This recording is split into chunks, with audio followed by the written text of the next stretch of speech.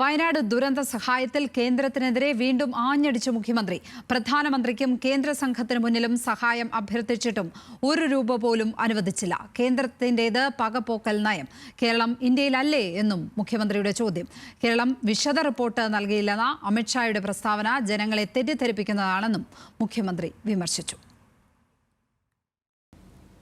പ്രതീക്ഷിക്കുന്ന ചെലവുകളും വരാനിരിക്കുന്ന അധിക ചെലവുകളടക്കം ഉൾപ്പെടുത്തി ദുരിതാശ്വാസ പ്രവർത്തനങ്ങൾക്കായി 1202 കോടി രൂപയുടെ പ്രാഥമിക സഹായമാണ് ആവശ്യപ്പെട്ടത്.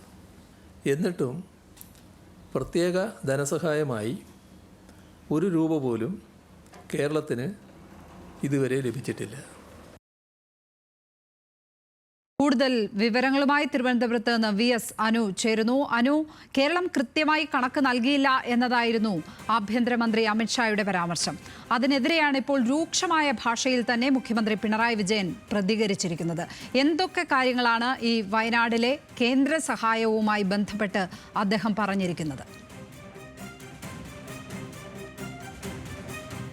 ലക്ഷ്മി, വയനാട് ദുരന്തവുമായി ബന്ധപ്പെട്ട് സംസ്ഥാന സർക്കാരിനെ അല്ലെങ്കിൽ ഈ ദുരന്ത ബാധിതരെ ആകെ അവഹേളിക്കുന്ന നയമാണ് കേന്ദ്ര സർക്കാർ, പ്രത്യേകിച്ച് കേന്ദ്ര ആഭ്യന്തരമന്ത്രി ഉൾപ്പെടെയുള്ളവർ ചെയ്യുന്നത് എന്നാണ് മുഖ്യമന്ത്രി പിണറായി വിജയൻ പറഞ്ഞത്. അതിൽ ചില കാര്യങ്ങൾ കൂടെ അദ്ദേഹം പറയുന്നു.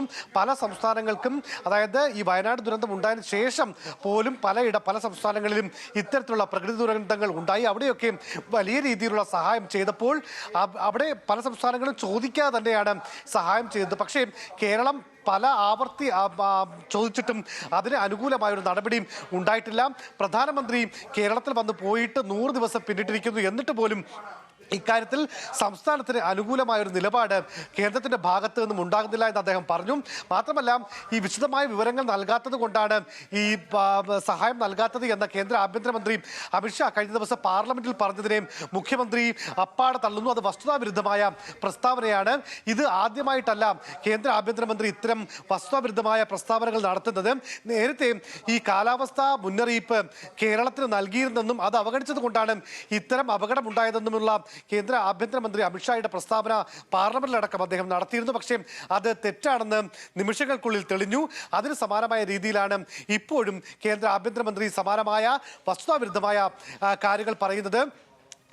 കേരളത്തോട് അല്ലെങ്കിൽ എന്തുകൊണ്ടാണ് നമുക്ക് സഹായം നൽകാത്തത് അത് ബോധ്യപ്പെടുത്തുന്ന രീതിയിൽ പറയാൻ പോലും സംസ്ഥാനത്തിന് കഴിയുന്നില്ല. പകരം തൊടുന്യായങ്ങൾ പറഞ്ഞുകൊണ്ട് കേരളത്തെ അപമാനിക്കുന്ന, പ്രത്യേകിച്ച് ദുരന്തബാധിതരെ അപമാനിക്കുന്ന ഒരു സമീപനമാണ് കേന്ദ്രത്തിന്റെ ഭാഗത്തു നിന്ന് ഉണ്ടായിക്കൊണ്ടിരിക്കുന്നത് എന്നാണ് ഇന്ന് മുഖ്യമന്ത്രി പറഞ്ഞത്. ലക്ഷ്മി, VS അനുവാണ് മുഖ്യമന്ത്രിയുടെ വാർത്താ സമ്മേളനത്തിന്റെ വിശദാംശങ്ങൾ പങ്കുവച്ചത് തിരുവനന്തപുരത്ത്.